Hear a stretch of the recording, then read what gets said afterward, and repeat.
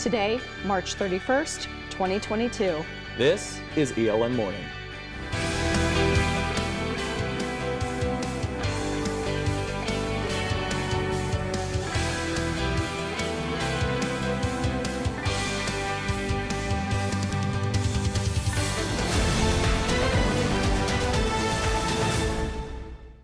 Well, good Thursday morning, and thank you so much for joining us. I'm Baylor Rodman. And I'm Ellis Chandler, and today for Ashlyn Deloe, you're watching ELN Morning. The SGA Student Body President for the next academic year has been elected. That's right. Nadine Jose received 55% of the students' vote. She's from Freehold, New Jersey, sounds familiar, and is a rising senior majoring in cinema and television arts. The president-elect joins us now. Nadine, good morning to you. Freehold, New Jersey in the house today. It is indeed. I'm going to start by saying, obviously, I have been a senator on SGA for the past 3 years. We worked together a little bit, so obviously I have some insight on some of the things we're going to discuss today. I want to kind of just start with the obvious. So, congratulations, first of all, on your victory. We're happy to have you here this morning. But I have to ask, less than a third of the campus voted in this year's election. So, respectfully, why should students care that you're the next president-elect? Yeah, I mean, I've mentioned it before to ELN, but I think a huge reason is just that I'm breaking a pattern that has been happening for 4 years in which a predominantly female campus has had 4 concurrent male leaders.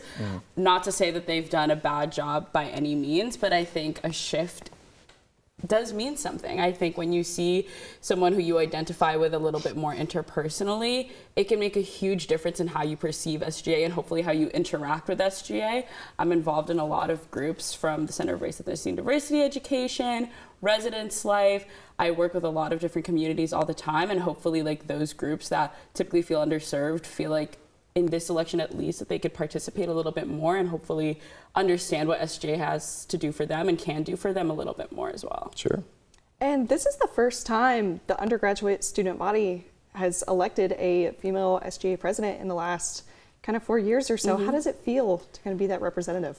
It feels really good. It feels really relieving to know that the student body trusts me and that they believe I could do a good job for them, hopefully regardless of my gender, but also because my gender's strengthening it. Like I said before, it is a predominantly female campus, and you want to be able to know that there's a leader there who is constantly advocating for you and aligns with you. Yeah, so we have a student soundbite. Somebody's asking a question about club sports, so let's take a listen to that. Yeah. Will funding stay the same for club sports, and also with COVID in club sports? How is that going to change with the new non-mask policy? Do we still have to get COVID tested and all these restrictions? Anything you can share on that to answer some student questions? Personally, I would have to talk with obviously like Team P and like Healthy ELN and all of those people in order to not spread misinformation and know that I'm giving them like adequate information. I've talked with a couple people from like Club Lacrosse before, and like I've heard some of their concerns, and all of them are completely valid, and hopefully I could just work with people who may not typically be in SGA otherwise and help them in those endeavors, yeah.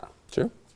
And in our last conversation, you mentioned kind of wanting to improve the student experience, which includes things like free laundry costs. Yeah. How do you plan to do that, especially when tuition and fees are seeing a 9% increase next year?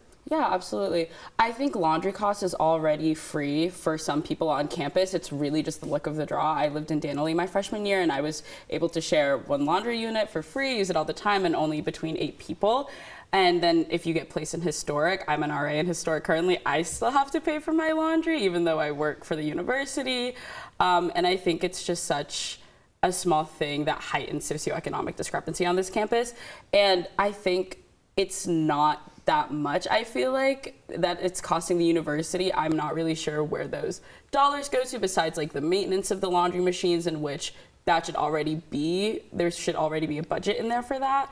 So I would have to work with obviously Janet Williams, John Dooley about those things, and just hopefully show them how much of a problem it is and how, while it may seem small, it can be significant to the student experience. So I'll tell you, I'll be honest, we were asking a bunch of student questions that they wanted to ask you, and a lot of them didn't necessarily want to come on camera because they said, we don't really totally know what SGA does. Yeah. And I know that this is a visibility issue that, has been for numerous years. How are you going to fix that? Yeah, I mean, we've talked about this for a really long time in SGA, and I don't know if we've pushed hard enough on just getting into ELN 101 classes and global experience classes and heightening our visibility, especially during orientation. I think it really starts off at the beginning of the freshman experience, because once you know there, you will hopefully keep up with it or at least have that base knowledge. I also think just making sure that my office hours are more visible, having one-on-one meetings, trying to be more present around campus. Like I said before, I'm already involved in so many different groups that I think that is an extension of hopefully how I could represent SGA and what SGA does. I think it's really hard. A lot of it does have to be like a social media push, talking with like deans or even like people who could send out mass emails, which is hard because not everyone reads the mass emails. So I just would hope that the representatives in SGA work really hard and push really hard to tell anyone they know what we can do for them. All right. All right. Nadine, Jose, live with us in studio this morning. Congratulations. Thank you. Thank you so much. And you take over 1 week from today, correct? Yes, Lambert Awards are next week, and that is when I get sworn in. All right. Sounds good. Well, thank you so much for being here. All right, still ahead, the ELN football is back on the field, getting ready for the fall. Their goals for the new season ahead.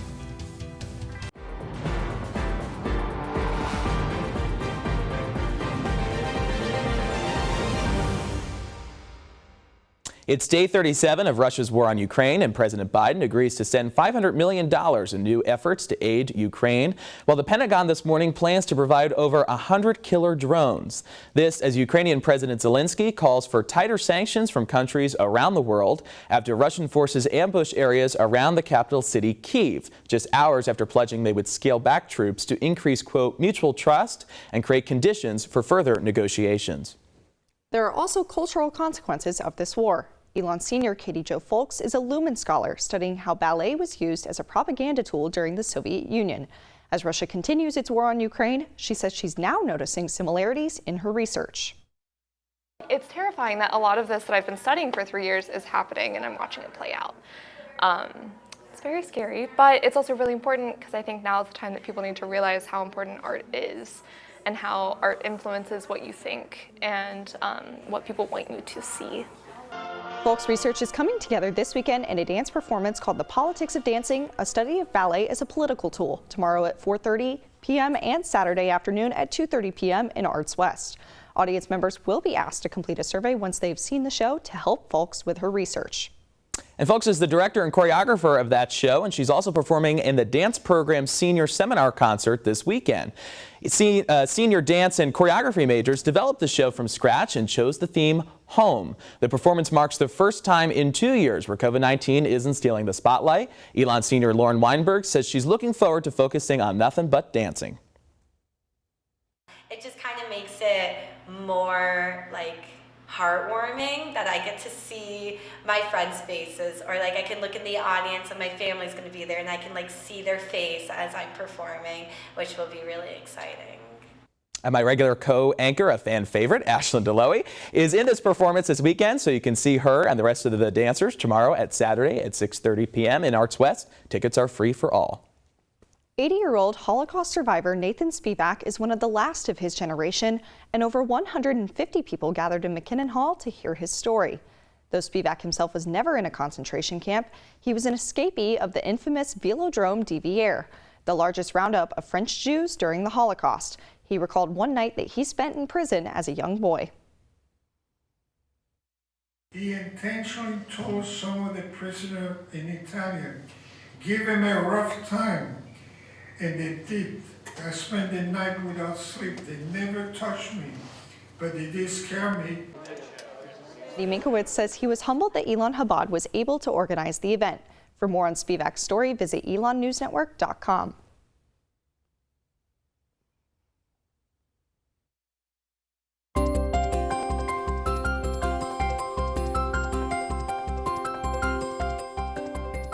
All right, 10 minutes after the hour now, and there's a possible warning of severe weather this afternoon and evening, Ellis. Very windy walk over here today, but telling us more about what's going on outside right now is our Annemarie Bonner. Annemarie, good morning to you. We're warned of strong winds and possible tornado watches. What can you tell us?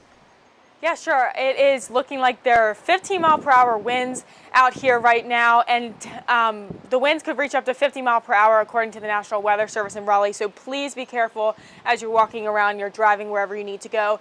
It is quite windy out here. The wind is picking up, and there are going to be some storms throughout the day. So just please make sure you're careful and aware of that. And let's take a look at the rest of the week to see if the rain is going to stay or hold off. Looking into tomorrow, it is going to be sunny with a high of 64 and a low of 35. A nice sunny spring day that we all desire after a cold week. And then headed into the weekend, some more sun, some clouds, and then showers will come in around Tuesday with a 50% chance of rain. And that is your April showers to start off the month. That's it for your Phoenix 5-day forecast. Please stay safe out there. Back to you in the studio. We'll be staying dry today, that's for sure. Annemarie Bonner live on Citroen Plaza this morning. Thank you so much. April showers bring May flowers. All right, still ahead, ELN makes its first in-person return for the first time in 2 years this weekend when ELN Morning returns in 60 seconds.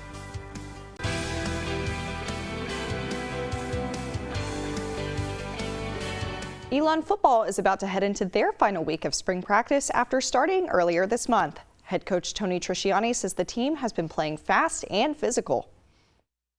Everybody came out here wanting to get better. Got off to a fast start. It was cold, some playoff weather here today, but our guys came out with a lot of energy right from the get-go. Junior Jabril Williams says that heading into next season, he can be a leader for his younger teammates. It feels good, it always feels good to, just be able to contribute to the team any way you can, even if that is playing or just you being on the sideline cheering on your teammates, just anything you can do to contribute to the team and get some wins, Trisciani says the team is focusing on critical plays like 2-minute drills and overtime situations this week.